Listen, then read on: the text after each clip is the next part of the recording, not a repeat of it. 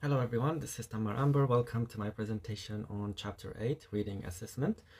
This chapter is quite long. I tried to keep it as simple as possible. I tried to summarize it, and I hope it will be enough, and I hope you will enjoy it.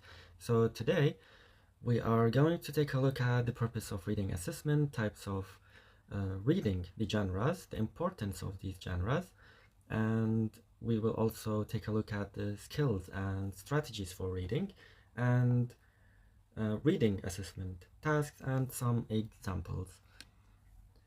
So as we know, reading is one of the receptive skills in language learning, and because the learners, the students, is receiving the information from other sources such as text, books, magazines, and whatever. In literate societies, most normal children learn to read by the age of 5 to 6, and some even earlier. And in foreign language learning, reading is likewise a skill that teachers simply expect learners to acquire. And for beginner level textbooks in foreign language, assume that the student already knows how to read. The genres of reading. There are many genres, many types of genres in reading, like academic reading, job-related reading, and personal reading. And each of these genres has its own set of rules and conventions. Let's take some examples here. Academic reading, like technical report, textbooks, essay and journals. Job-related readings consist of emails, applications, financial documents and questionnaires, and personal reading is includes recipes, short stories, comics, and greeting cards. The importance of genre. Why genres are important? Because it helps readers to apply certain schemata that will help in extracting appropriate meaning. And the readers also, they have to know what their purpose in the reading text, the strategies for accomplishing that purpose, the strategies that they need to adapt in that genre, and how to retain that information from that specific genre. For example, when you give a student a reading about a recipe, they are expecting to see a list of ingredients and directions. Grammatically, they are expecting to see a sequence, adverbs of sequence, first, second, then. Or when you give a tourism student, let's say a brochure, which is a touristic text, they are expecting to see how to deal with customers and how to book, how to reserve a hotel room, for example. The question is reading so natural and normal that learners should simply be exposed to written text without any particular instructions? In another word, a simpler way, is reading so easy and natural that students will learn just by seeing a written text without any helping from teacher or guidance? Well, simply the answer is not necessarily. There are two challenges must be cleared here. First, they need to be able to master fundamental strategies like the bottom-up and top-down. Bottom-up for processing, to separate letters, words, and phrases, and top-down start from higher level to the lower level. It is conceptually driven, strategies for comprehension. And the second thing, as a part of top-down, second language readers must develop the following things: appropriate content, formal schemata, and background information, and finally cultural experience to carry out those interpretations effectively. Reading assessment is actually quite difficult and challenging. So why is it challenging to assess reading? Reading is an invisible process. It happens in the brain. The teachers cannot see how the students is receiving the information from that text, and it cannot be detected, and no technology can measure reading in the brain. And the comprehension involves multiple strategies. And finally, the assessment is based on inference. The assessment happens indirectly and through some specific tasks that we give to our students. Some skills that is used for reading comprehension, we have the micro and the micro skills. The micro skill starts from basic level. Let's say it's the lower scale of the language. It recognizes word and letters. It's used for understanding grammar, reading quickly and smoothly, noticing linking words, recognizing spelling patterns. On the other hand, we have the macro skills, which is broader, or let's say a larger scale. It applies for higher level. It is mainly for understanding main ideas, identify text structure, making inference from context, and understanding implied meanings, and skimming and scanning for details. And some strategies that are mentioned in this chapter is previewing, which looks at the titles, headings, pictures, guessing the meanings from the context. It uses surrounding words to understand unknown words, and use the silent reading technique for rapid processing. There is also skimming strategy, which is to read quickly in order to get the main idea, making inferences, scanning, and summarizing. We're actually quite familiar with these strategies as we studied in our department, in reading skills 1 and 2. Now we have types of reading. In our book, in chapter 8, there are 4 types of reading mentioned. The perceptive focuses on recognizing individual letters and words, like reading aloud, picture cued. And we have the selective, involved choosing correct words for sentences from multiple options. And we have the interactive. It tests comprehension for longer tests, such as articles and stories. And finally, the extensive. It evaluates deep understanding for long texts, such as books and essays. Now we are going to see an example task for each of these types of readings. And before that, here is a chart explains each type of reading. The 4 types of reading are demonstrated in this figure, which shows the relationship of length and focus and processing mode. For example, the perceptive is very short in length, and the focus on the form, and the process is bottom up. The selective one, it can be short or medium. It mainly focuses on the form and a little bit on the meaning. And the process here, it goes for both bottom up, and it can be top down as well. And the interactive one is medium in length. It focuses more on the meaning, the context, and the process is more top down. The extensive one is long in length, focuses only on the meaning, and the process that it follows is top down. Now let's see some example tasks for assessing reading. In perceptive, we have reading aloud tasks to separate letters, words, and short sentences, and read them aloud one by one in the presence of the presence of the teacher. The second example is the written response task. The student task is to reproduce the prompt in writing. Another preceptive task is the multiple choice, but here the multiple choice is quite simple, or let's say it's very basic. It does not focus on the meaning or the context of the text. It focuses on the basic things like the minimal pairs distinction, as you can see here in this example, or a grapheme recognition task. For example, the task taker read, circle the odd item,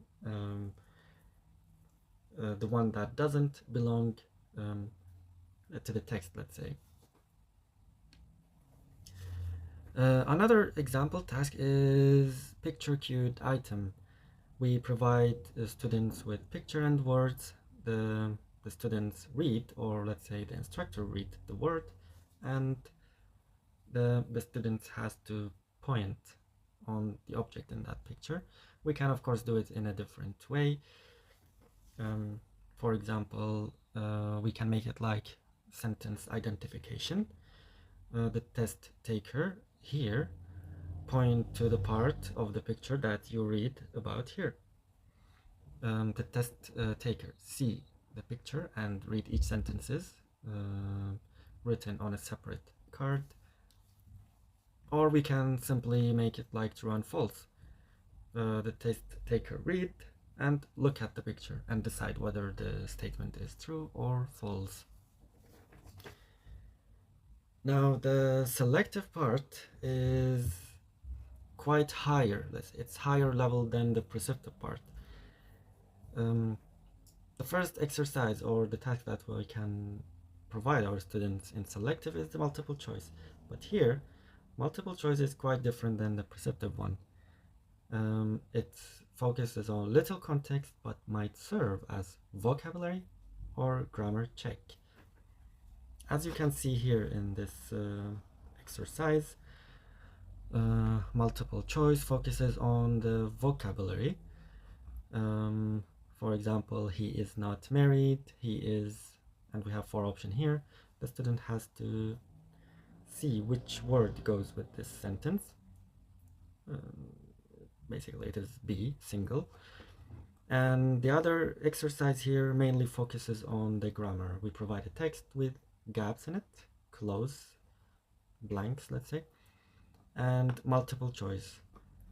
The students will read it and decide which one is grammatically correct here. Another selective task is matching. Like we provide some vocabulary and match them with their synonyms. The advantage of matching task that it offers an alternative to traditional multiple choice or fill in the blank formats, and it is easier to construct. The only disadvantage is that the students can become more these tasks can be more of a puzzle solving process than a genuine test of comprehension, as the students struggle with search for the match, especially if we have a very long matching test. The third one is editing. It is widely used to test method for assessing linguistic competence in reading, and this is very commonly used in TOEFL and IELTS, other tests as well. The test taker read, choose the letter of the underlined word which is not correct. For example, let's see number 2 here. There are 2 ways of making a gas condense. The answer is way. It's the wrong one here because it says 2, so we have to add s here. Yeah, that was just an example of editing. And again, we have also picture cued for selective reading tasks. The essential difference between this picture cued in selective and preceptive is that it is more complex, the complexity of the language. As you can see here in this example, here is a bicycle with with these boxes and some sentences here, more complex sentences. They have to read it and match it in the right place. For example, wire support extended form, it's actually here. This is the answer 1. And the other one is gap filling, fill in the blanks, as we know. Many of the multiple choice tasks can be converted. And we can use the multiple choices as fill in the blank tasks by, of course, removing the choices given. Because actually sometimes it's easier to make. Let's take a look at this example. There is here a sentence compilation task, Oscar and Doctor. It's like a dialogue and they have to fill in the blanks. Now, the other type of reading is the interactive, which we explained before. Here are some examples of interactive reading tasks. We have the close task, gap filling. This exercise where words are removed from the text and the reader has to fill in the missing word. The goal here is to test how well someone understands the text and can use context clues, grammar, and background knowledge to guess the missing word. It is unlike the multiple choice. There are gaps without any option given to the students. They have to guess it. Here are some close task designs. First, we have the close procedure, fixed ratio deletion. Like every 7 words, there's one missing part. It's not only 7, it could be also 6 words. Every 6 words, a missing word. And the students have to guess what comes here. Another one is the close procedure rational deletion. It focuses on the grammar aspect. For example, here, it's about the preposition and conjunctions.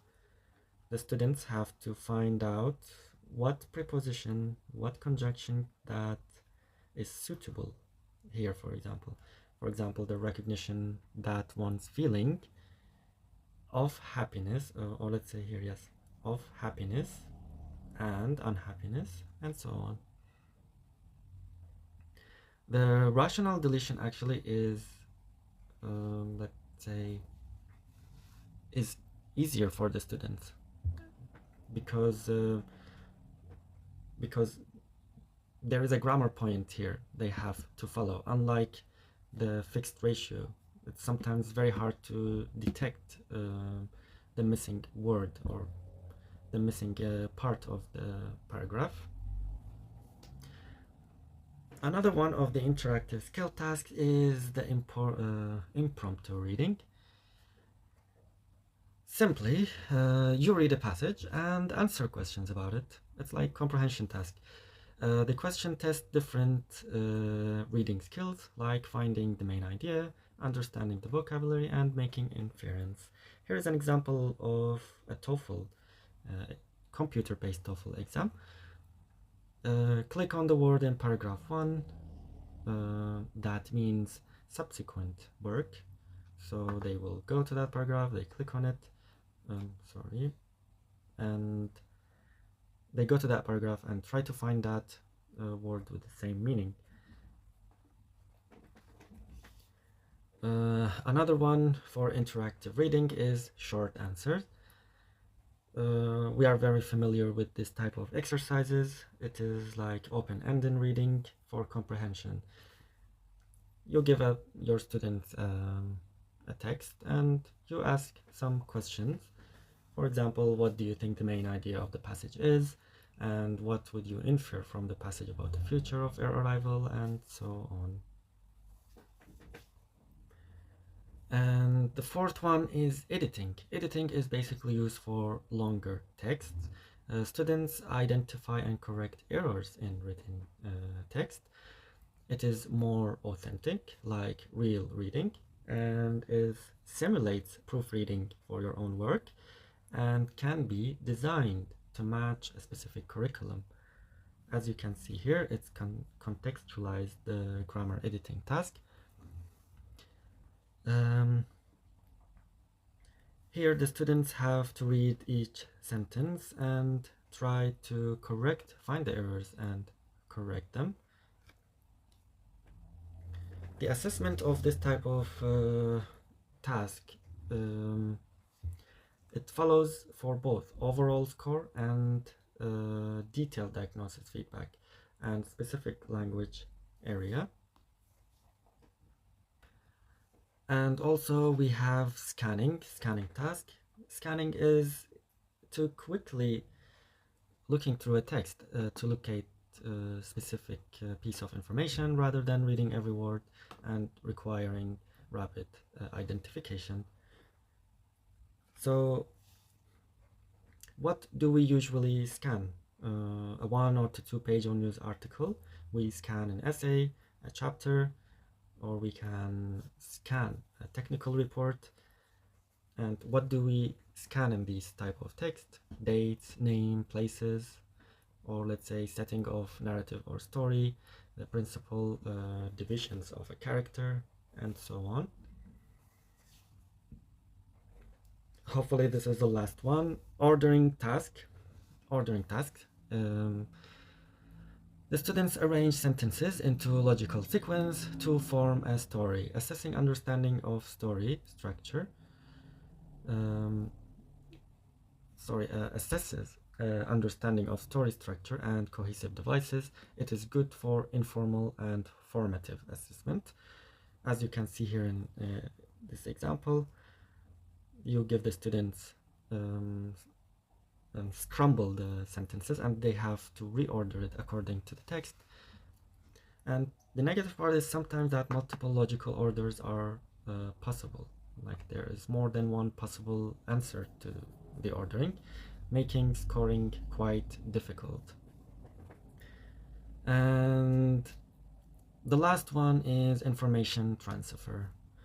So here reading, the students read, take a look at charts, maps and graphs, diagrams, and transform it, interpret these graphs into a text.